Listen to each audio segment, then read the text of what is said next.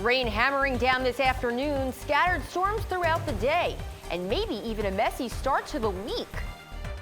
We are tracking those showers as they move through our state, timing it all out for you. We're on weather to watch this afternoon. We're noticing two major areas of the Garden State under a flood advisory well into the afternoon. We're talking 1 and even 2:45, very close to 3 o'clock. In places like Monmouth County, definitely not the beach day that we were hoping for as we're slowly closing out the summer season. We noticed that these whopping totals got close to almost 3 inches of rainfall across the region, especially in parts like Newark, Patterson, and that rain is still at this hour still a concern. Now, this is going to be heading into the afternoon, and the possibility for a second wave of this rain and large accumulations will be embedded our day to day. And heading into Monday, we do have another possibility for a wet start to the work week.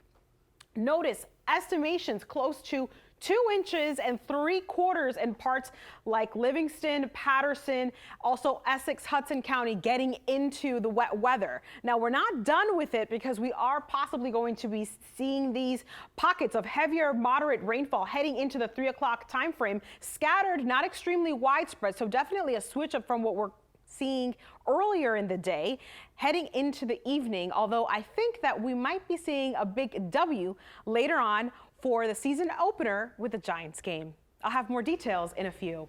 Kim? Thank you, Hilda. Progress is being made in the rescue for Mark Dickey, trapped in that cave in Turkey. Disaster management officials there say doctors gave the go-ahead, and now they're trying to arrange an ambulance helicopter for when Dickey reaches the surface. Take a look at this map. The red is where Dickey was. The blue is where he is now. The New Jersey native started having internal bleeding about 2/3 of a mile underground.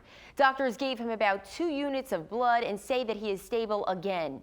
The rescue mission, which began yesterday, can take up to 10 days. Police in Pennsylvania say escaped murderer Danilo Cavalcante has new clothes and a shaved face. They say he was spotted Saturday in Phoenixville, around 60 miles from the New Jersey border, and a 40-minute drive from that apartment complex he was last seen. They say he was driving a white car. Cavalcante escaped from a Pennsylvania prison on August 31st by crab walking up 2 walls. The Pennsylvania Attorney General's office is leading the investigation into how this all happened. Cavalcante was convicted of murdering his girlfriend in 2021. It'll be 8 years in prison for the Asbury Park mother responsible for her toddler's overdose. And you may remember this story from back in January. Police rushing a 2-year-old boy to the hospital after they say he was unresponsive. The investigation found that heroin and fentanyl belonging to the 27-year-old mother were in reach of the toddler and his 5-year-old sibling. She pleaded guilty to aggravated manslaughter in May. And in Ocean County, a mother behind bars for the same reason. Police say a year ago they found Natalie Saby's toddler unresponsive at her home in Lacey Township. He was pronounced dead at the hospital in Toms River, and later tests found fentanyl in the 2-year-old's system. She is facing 10 years in prison. A group in hoodies and face masks scrambling and hopping over fences to escape police in Morris County. Police say this happened around 4 Saturday morning at Ledgewood Power Sports. They say officers found 9 people in the fenced area with ATVs attempting a nearly $500,000 heist.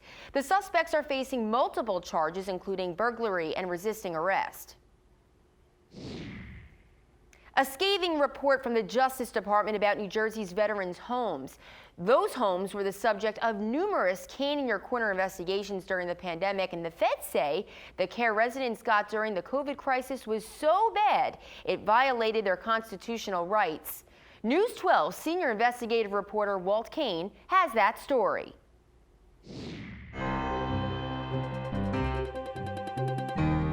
The New Jersey Veterans Home at Menlo Park was the site of one of the worst COVID outbreaks anywhere in the country. 98 residents died in April of 2020 alone. He was struggling to breathe for 3 days. They didn't really seem to care, about the cleanliness. We first told you about the problems at the home in a series of Cane in Your Corner investigations. While the facilities were busy posting positive messages on social media, basic disease control procedures were ignored. They were putting veterans in rooms that one person was positive for COVID and somebody was not. You need to sterilize those rooms. You can't mop a room and say that was clean.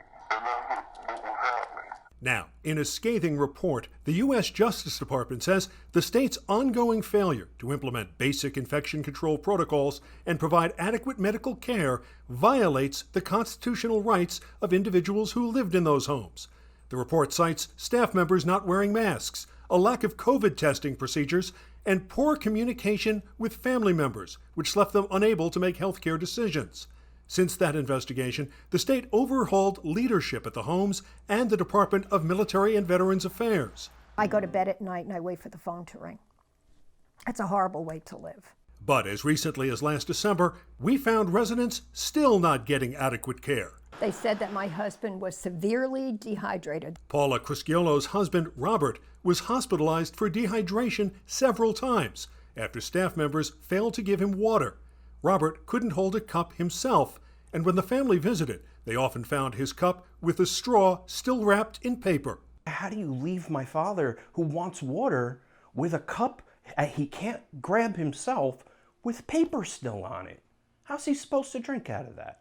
In a written statement, Governor Murphy calls the Justice Department report deeply disturbing. He says the state has taken steps to fix these veterans' homes, including farming out the management to private companies, but he admits there is a lot more work to be done. In your corner, I'm Walt Kane, News 12.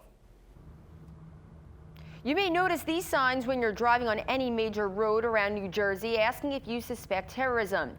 It's part of the state Homeland Security and DOT's See Something, Say Something campaign. It kicked off this month, but you'll be seeing these signs during rush hour through February.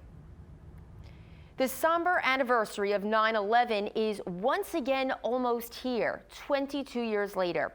The health effects of that day continue to plague thousands of first responders and other workers. News 12's Brian Donahue paid a visit to a Rutgers University doctor who has been treating them for 2 decades. She's as close to God to me as they come.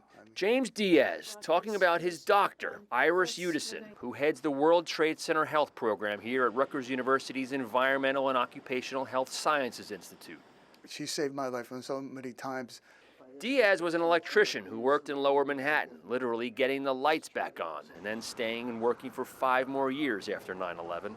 After a while, you started hearing, oh, this one came down with cancer, this one came down with this. Like many, it took a toll on his physical and mental health. He was diagnosed with precancerous condition of the esophagus and eventually cancer. Udison says the Rutgers Clinic is key for patients like Diaz. Both agree his cancer would never have been caught if he wasn't on the roster of patients here. I'm afforded the time to speak to them and talk to them. Diaz is one of 5,000 patients who come to the clinic to see Udison and the other doctors. It's one of 6 clinics in New York and New Jersey serving the estimated 400,000 people who are exposed to toxins and mental health stressors at ground zero.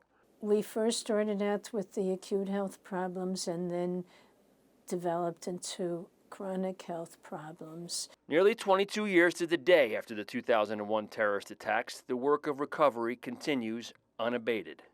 And you're not getting any less busy here. No, you'd think we would be, but we're not. In fact, as first responders and other workers age, things like PTSD and cancer can become more prevalent in this population. Many conditions have long latencies, meaning it takes 20 years for a health effect to develop. For her work, Udison is beloved by patients like Diaz, who photographed her namesake flower and iris in his garden as a gift for her. And her office is a virtual museum of gratitude. Hats, pins, and other items from the many first responder agencies whose members she's treated.